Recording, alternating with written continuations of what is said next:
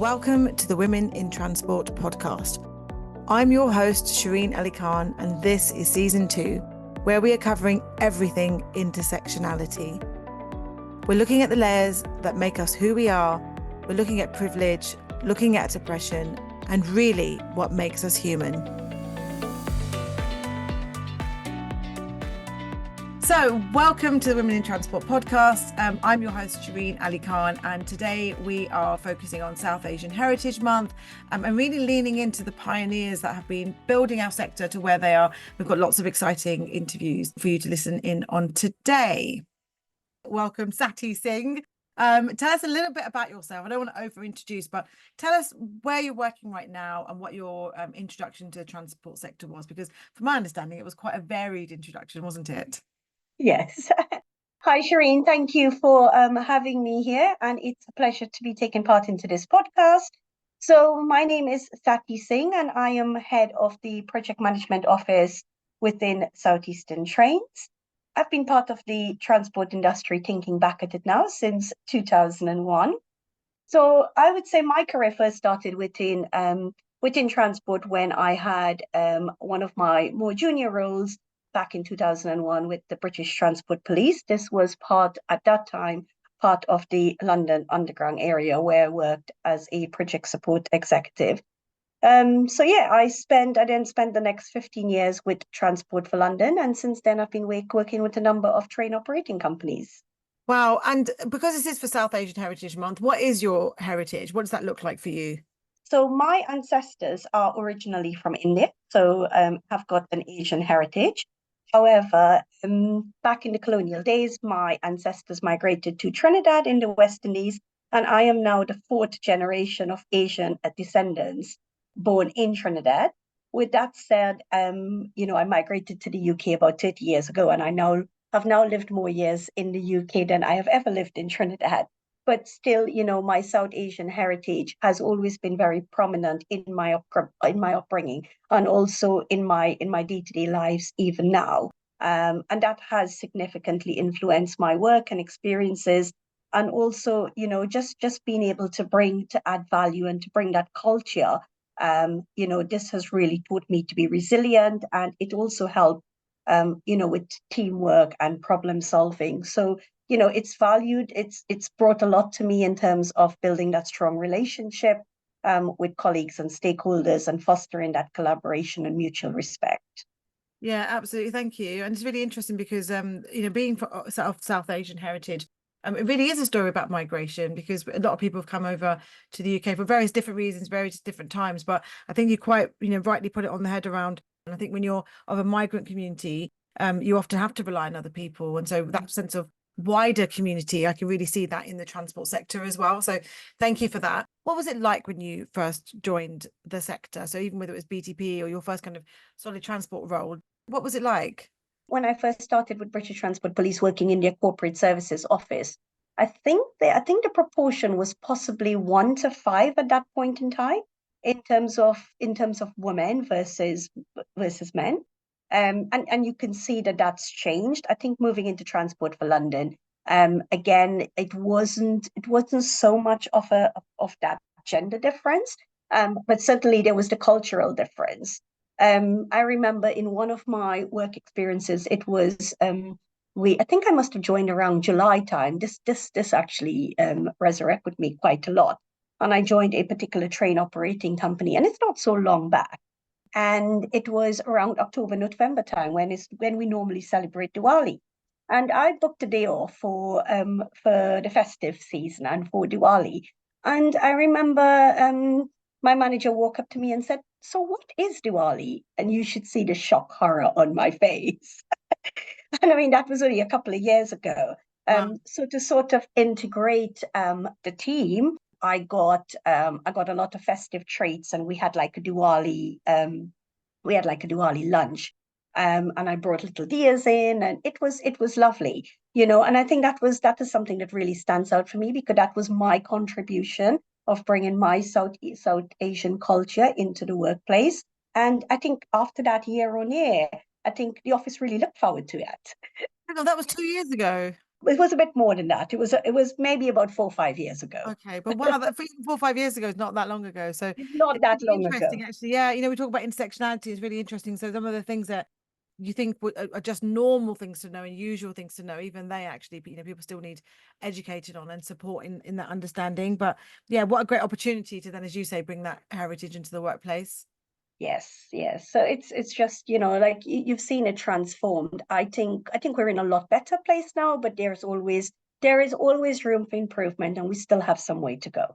Yeah, absolutely. So tell me, what have been some of the most significant changes that you've seen in the transport sector during your career?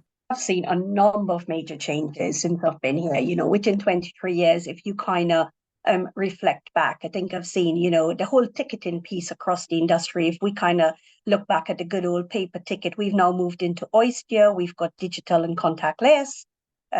Also, the way in which tickets are sold has significantly changed, certainly for the tourists and for visitors visiting the UK. It's far more accessible, and we can do it from the comfort of our home. So that's one major change I would say. The other one closer to me that I value a lot is the way we recruit now within the industry. And I'm talking about actively, the way we advertise, the way we promote, and the way we are recruiting people from diverse backgrounds. It's far more prominent. And it's great to see that. The next one, which again is quite refreshing, is the way we embrace and we look at changing. Railway policy could be quite archaic, and the way we have now changed some of that. We've got now topics like menopause and issues around that, and how that impact our work lives and how that impact women. It's far more. I think employers are really coming to terms with it, and that's far more prominent. Again, if you even reflect back 10 years ago, that wouldn't even be a thing. And that's really, really, really, really good. Yeah, absolutely. And you quite rightly hit it on the head around just that journey that we've taken from where things were 23 plus years ago into today. And we are continually innovating. What does change mean to you? Change is inevitable, and for us to grow and develop in any organization, you have to be resilient, you have to be open to change, and you have to be on that journey. You know, change for me it's part and parcel of how we live.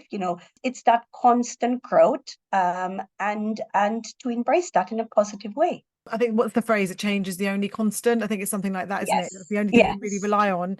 But it is, yeah, about how we look at it and how we go through it. So yeah, thank you for seeing it in such a positive way. Now, if we look at what advice you might give to younger professionals, but particularly those from the South Asian heritage and those backgrounds, what advice would you give them?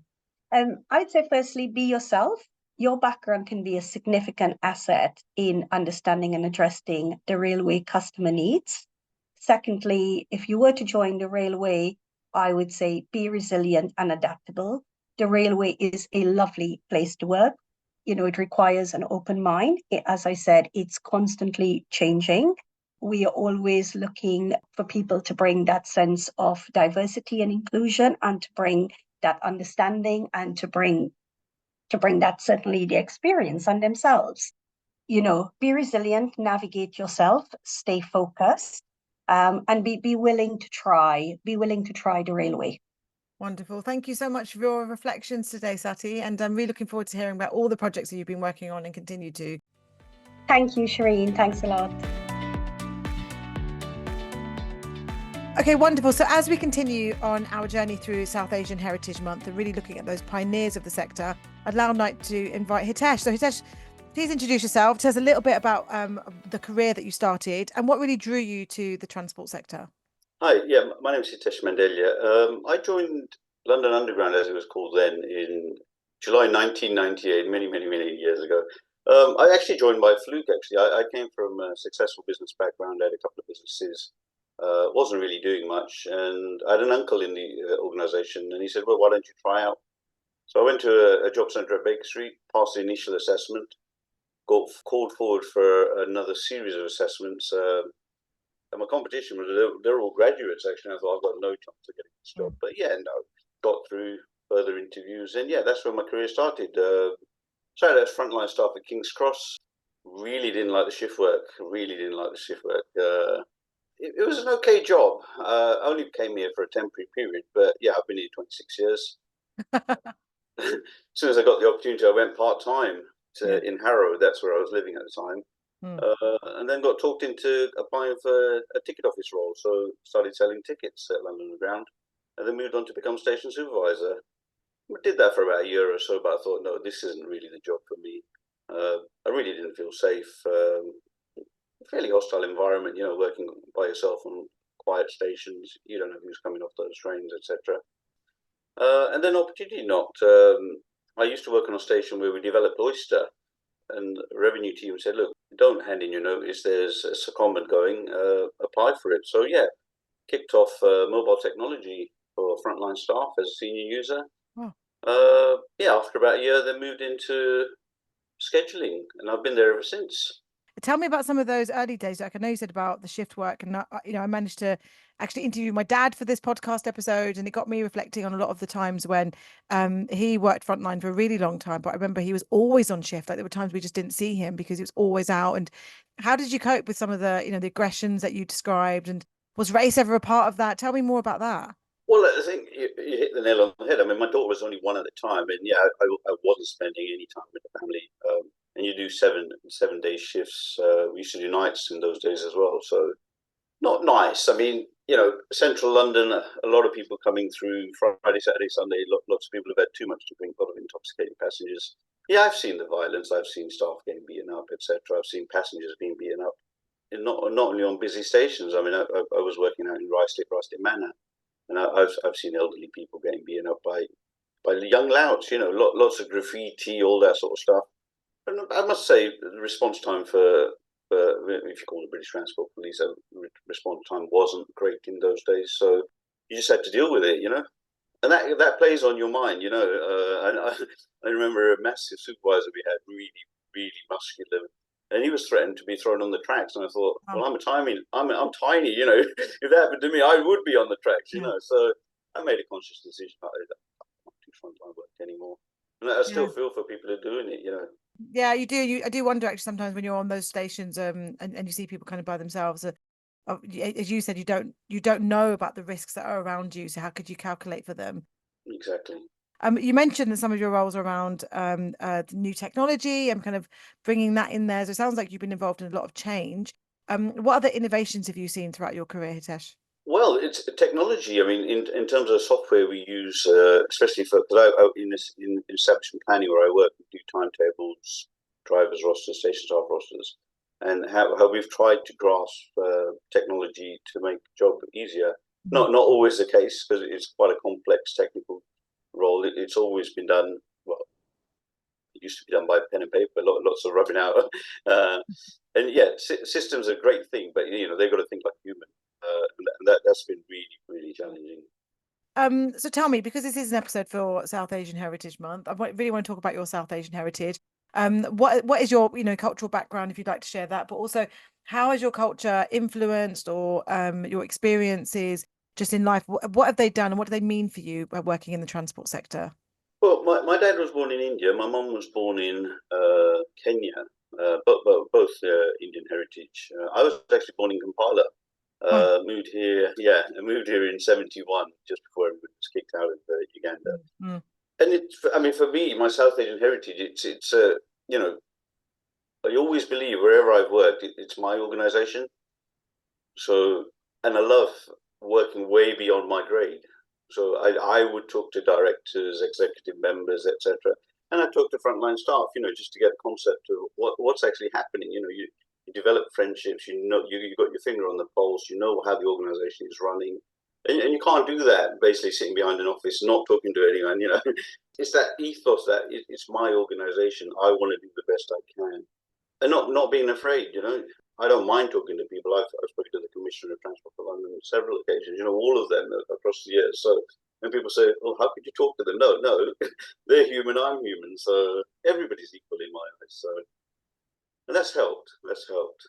Yeah, definitely. I really feel like in the transport sector, and I'm sure other sectors would say the same, but I've worked probably about 20 years in transport, and similarly to yourself, I hadn't thought I would. And I say transport, actually, infrastructure and transport.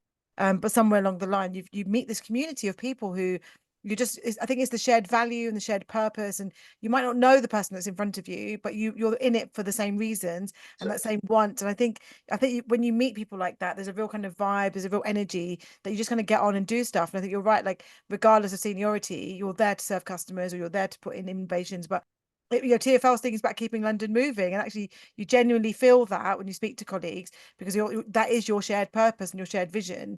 Exactly.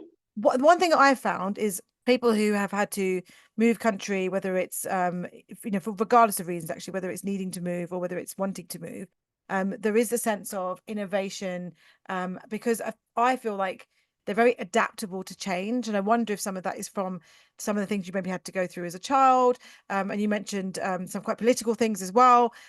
Your parents are from different countries. Does that make you kind of more open to change and more open to being agile? I suppose it depends on your background. And my grandfather, my father were pretty successful businessmen back in Uganda. They instill that in me. Think outside of the box. Don't be afraid. Take risks. And when they tell us stories of how the hardships they faced, the hardships I'm facing here are nothing. So yeah, there's nothing to lose. Be radical in the thinking.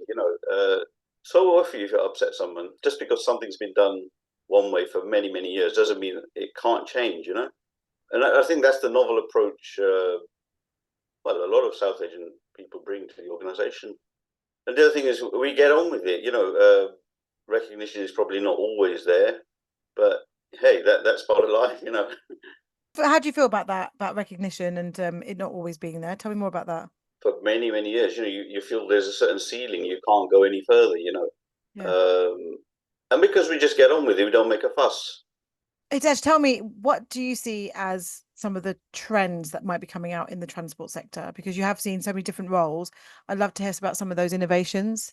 I think for TFL, I think we're still recovering from COVID. We were ready to close shop if we hadn't been bailed out by the TFT and the government. We'd literally run out of finances. So I suppose the trend now is to look at other avenues for creating revenue. You can't just rely on public fares. As a major real estate owner in London, we are and we still need to pursue potential from the land we own, building houses, etc. And it's increasing that capacity within our system. As London is growing, and we're coming back to some sort of normality. The trend has to be that we have to look at options to, reduce congestion, reduce air pollution, maybe build new stations, increase line capacities, build line extensions. Together with, we've got to have a green transport as part of the mayoral policy. So how are we going to reduce the carbon footprint? As I said, reduce congestion, reduce air pollution. I mean, ULEZ has gone a long way to doing that. And different modes of transport, prioritizing walkways, cycling, and connecting communities. Still parts of London which aren't connected, And if you look at that nationally, over the years, many railway lines have been closed. People feel isolated. They want to move into more cosmopolitan areas. London, Manchester, Birmingham, obviously the key places to go to. Yeah, reconnecting communities. Funding is the source. Everything costs money. Yeah, absolutely. I think you're right. The effects of COVID have been quite, I don't want to use the word devastating, but I can't really think of another word actually. But I think it's just the impact of it is going to last a long time. And I think you're right. Funding is such a huge thing, and new ways of working, new ways of traveling. I think we're in this whole kind of once a lifetime newness, but actually the new norm that we create has to be something that benefits everyone. And so I really like the way you mentioned about connecting communities and that green travel. Like we've got a real opportunity to go into a space that we might not have COVID not had happened. So what is a good thing that can come out of that kind of opportunity to reflect? So thank you for that. What advice would you give to younger professionals, especially people from a South Asian background who might be starting their careers in transport? It's a growing industry. Opportunities across different specialisms. It's just not operations. You've got your finance, you've got your HR. Massive opportunities for anyone who's interested in engineering. As we build a network, as we build new stations, as we build infrastructure, just got to look at Elizabeth Line. How many job opportunities that created for a new personnel organisation. Know that you're making a difference to the public. Your decisions are impacting on people's journeys, and you can that can be a positive. And I'd say be bold, be radical, don't be shy. If you need to punch way above your pay scale, do it. That's the only way you're going to get recognized. Don't get stuck down. The opportunities are there.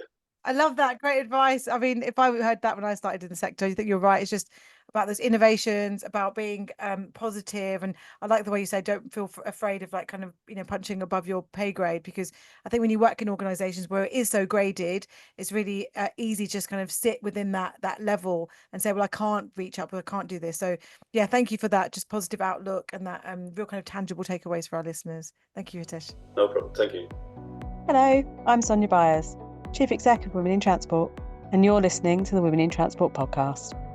I'm proud of the work we're doing together to create a safe space for different women working in transport to share their stories. You can find details on how to join the conversation in the episode show notes. So I would like to welcome Dal onto the episode now. So Dal, I've known in many different guises, but she's our interim CEO of Women in Transport and has also featured on previous episodes of the podcast. But today we're very specifically talking around South Asian Heritage Month. So Dal, welcome. Hello, and thank you for having me on, Shireen. Delighted to be part of your podcast. Wonderful, thank you. So please tell us a little bit about the start of your career in the transport sector, and I guess kind of what brought you into transport in the first place, actually.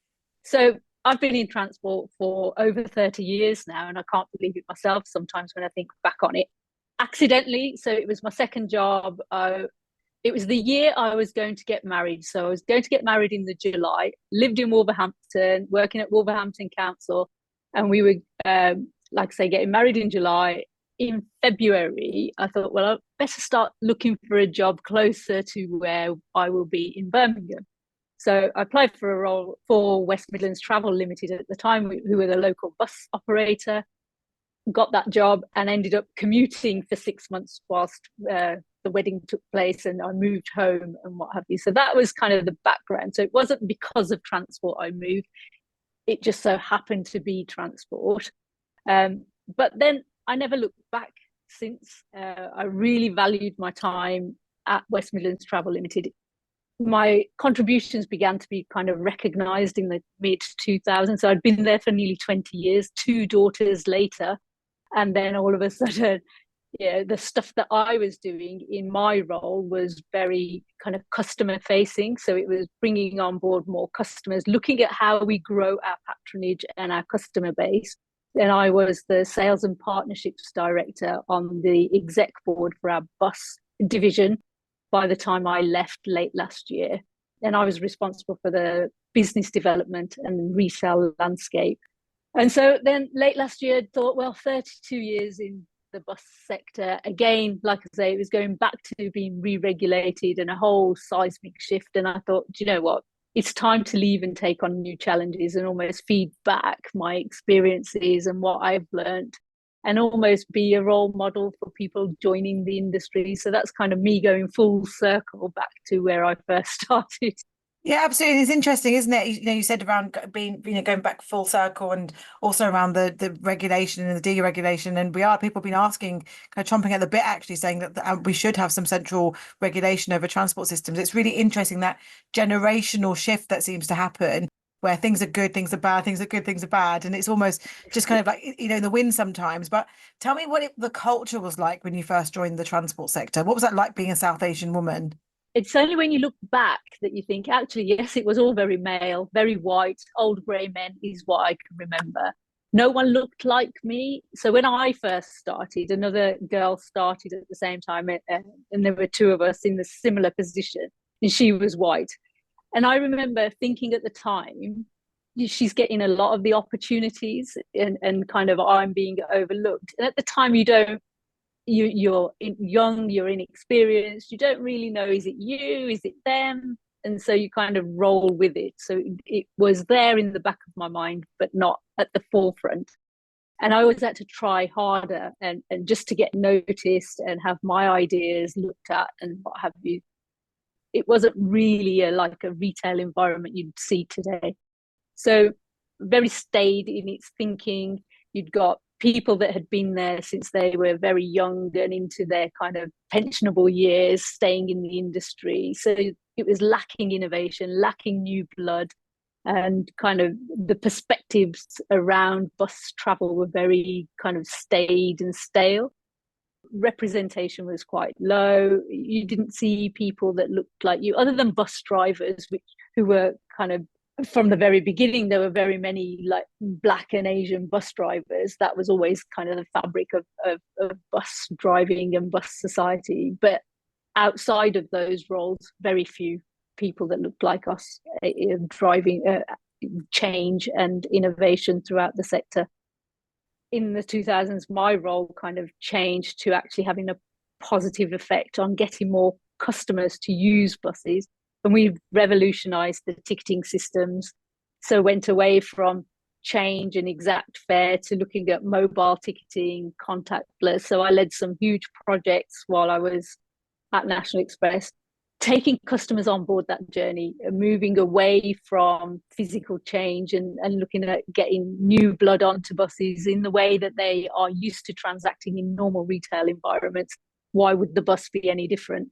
And starting to move that customer conversation and open the whole industry, kind of, particularly in the West Midlands, out to looking at, well, actually, we can do this too. It doesn't have to be what it was a decade ago.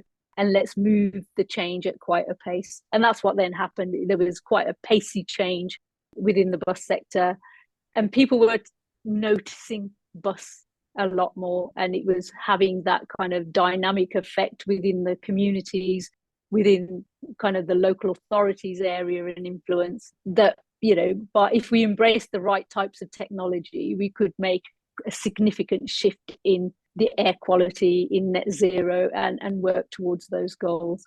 And there's still far too few women in the industry, and there's perceptions of the industry as still kind of essentially negative, in that, you know, safety is an issue. You only really catch public transport if you have to catch it, not because you want to.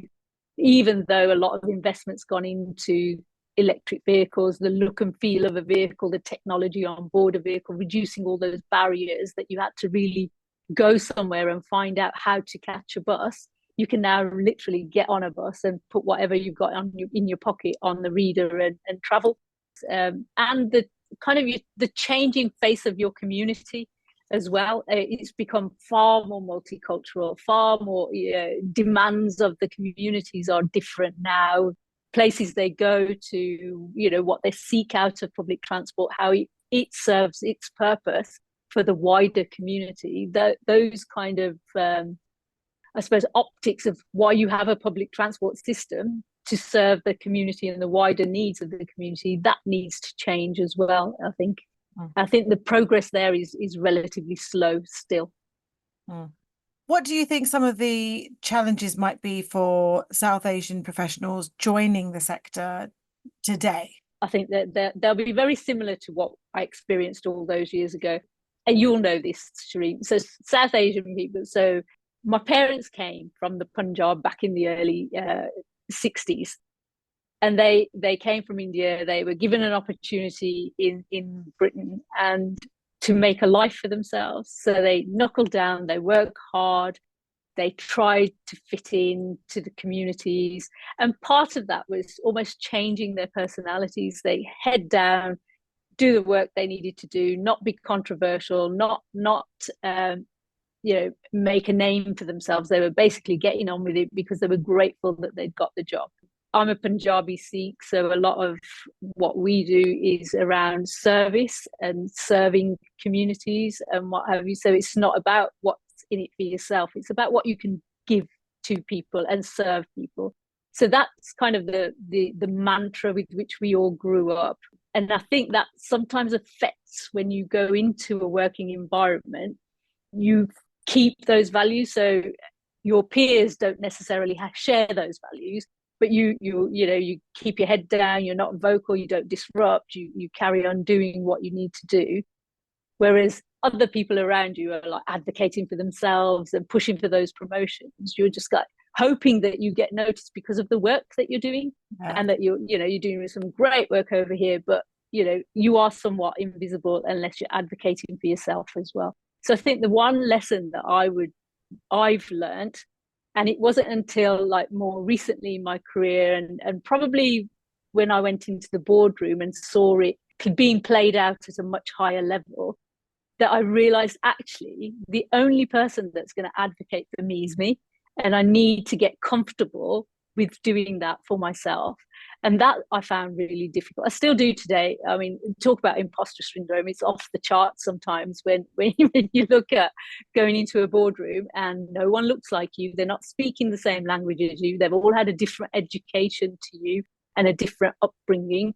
And then being really vocal and standing your ground and getting your points across in a professional way, but convincing people that, actually what you're saying is right and they need to listen to you, can be quite a challenge. So what my advice to people coming into the industry now, younger generations, is trust in your instincts, have those beliefs, because at the core, the way your parents have brought you up is a really strong value to hold, but it doesn't mean it's one or the other. Mm-hmm. You can bring your values into your working environment and still stick to your principles, whether that's serving the community, whether that's just doing a good job, keeping your head down, towing the line. You can still do all of that, but then still bring elements of your personality into it and not be those two people that you morph into as you go into work and then you're going to home. So that would be my guiding star is, if I had my time again, I'd have been much more vocal, a lot younger than I was more recent years. Thank you very much to Dal for your time today, and we'll head over to our next interviewee.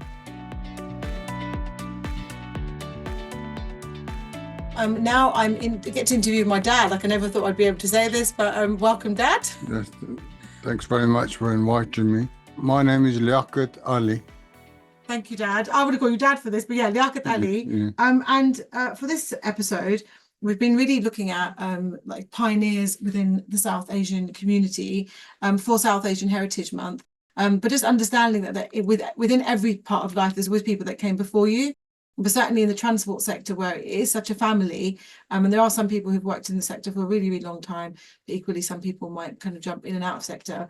It's just really interesting to get those perspectives. So Dad, just for myself and for our listeners, tell us a little bit about like your age, when you started working in transport. Tell us some of those kind of background things, please.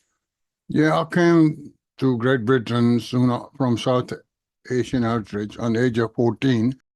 And I went to school for 1 year, and them days you had to leave school at 15. And after leaving school, soon afterwards, I started working in British Railways, them days called, was owned by the government. And I was work on a station, Southeast London, for a little while. And as I was under 18, I only worked day shifts, morning shift and afternoon shift. And then them days wages were a little bit low, but the work was good. Them days, a lot of work was done manually. People used to walk on the track up and down, tightening bolts and, things like that, making sure they were all right for trains to go by. And a lot of signaling is done automatically these days, electrified. But them days used to put oil in them lamps. Each station mostly had signal boxes, and most of the signaling used to be done by hand. As soon as I became 18, I started working on a London Bridge station as a train guard. Them days, train used to have a driver and a guard, like buses used to have bus driver and bus conductor. And I worked in Southeastern Railway in Central Side. And from 1967, used to work on trains all the way down to Brighton, Eastbourne, Buckingham Ridges, Little Hampton. Then there was unelectrified lines going all the way to East Grinstead and Oxford. Them trains used to run on diesels. And I was there near enough 6 years. And then after that, I moved into where we're living now, Ilford. And then I got transferred here. Then I worked on a station. And London, I always remember that Stratford used to be the station whilst I worked here. And the Jubilee Line and the Dockland Railway and station got extended in 90s. Like Jubilee Line come in 90s there. Dockland started coming in just before that, and now the station is a big station. Do you miss working in transport? I quite missed it, but because once it got privatised, I was a little bit delusional about it. And then that's what made me to leave British Raj. So that's really interesting because a lot of people are speaking about whether things will become regulated again with the government, with the new government. Yeah. So what are your thoughts around that? Well, that'd be a good idea, but the only thing is that the government to re-regulate these things will need our money because they have to compensate these people, won't they? So they have to get money from somewhere to compensate these people. But them days when it was British Raj was big. They used to have loads of properties, houses, all the big stations in London, big hotels next to the railway station belonged to British Raj. But some of them, or most of them, got rid of it. Lot of properties been sold, and a lot of these hotels been sold now, isn't it? Yeah. So what made you actually work for transport in the first place? Did you think about it? Did you see an advert? Someone mention it? Well, I don't know. I was younger. I don't know because I liked to working there because it was like no manual work. We just talk with people, and because you just gave people information. You just make sure stations are okay and trains were coming in and out, and that was your main priority, But I loved it because it wasn't any physical work. Yeah, and I'm sort of person, I'm not very good at physical work, Did you like working with people? Like, because it must be so many people coming in. Yeah, that was very good because I always good with people, and you always have to be humble with people, friendly with people, whatever they want. You try to provide them with information and all that. And as far as I'm concerned, remember, I think I was doing okay because people were quite happy the way I spoke with them, the way I gave them information. Even when I done a supervisor job for a long time at the Stratford station, staff used to be okay with me as well. Yeah, that's good. And that sense of community, that sense of network is really important. I want to talk a bit about your early days. So when you came to the UK and then when you started working in transport, what were things like from a race perspective? Oh, yeah, there was challenges. Always you had challenges, but I think mainly, British people, they were good because you always going to find one or two here and there. Because I went to school for about a year, and on Fridays we used to go do woodwork and all that, and maybe there people tried to pick names on me, or I don't remember as much, but otherwise school was okay.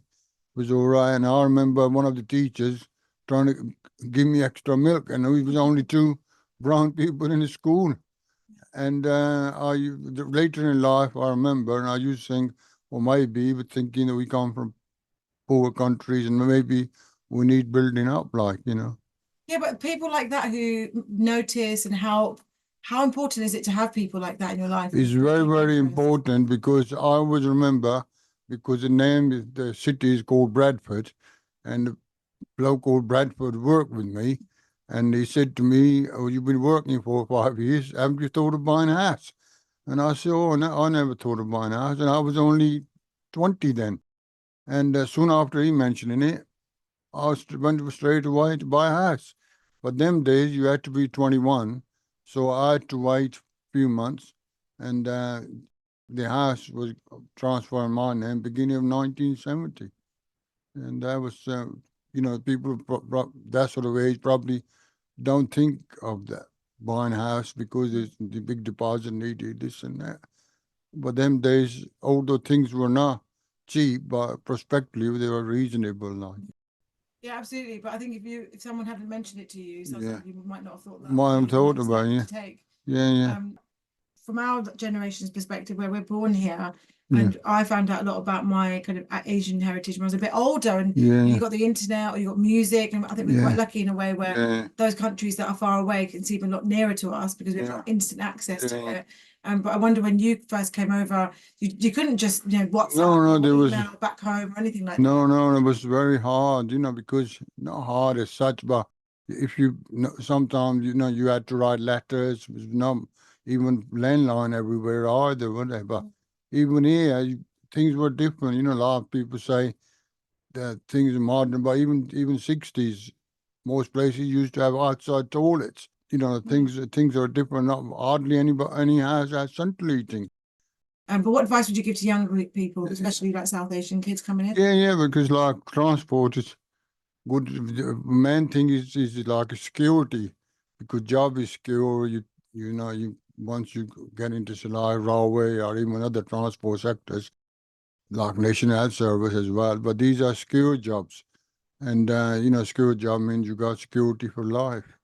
See, well, from my perspective, like I never really thought how much maybe your career influenced me, and it was only when I'd like worked at Crossrail and then High Speed 2, and I remember I think I just started working at Tideways, and you and I were discussing it, Yeah, and I thought maybe that's probably why I love transport so much maybe as that's well. why you like, Yeah. because you might have seen me in early age wearing proper uniforms and hat and all that, but things, like sometimes you don't think it, but maybe this sort of thing influence you in long term. Absolutely. Yeah. So you reflect and you think, okay, maybe that's what it was. Maybe So that's it it. shows you how important it is for our parents and our families to be those role models. Or even if you don't have role models, to find the right people to speak to, just for any sense of life, isn't it?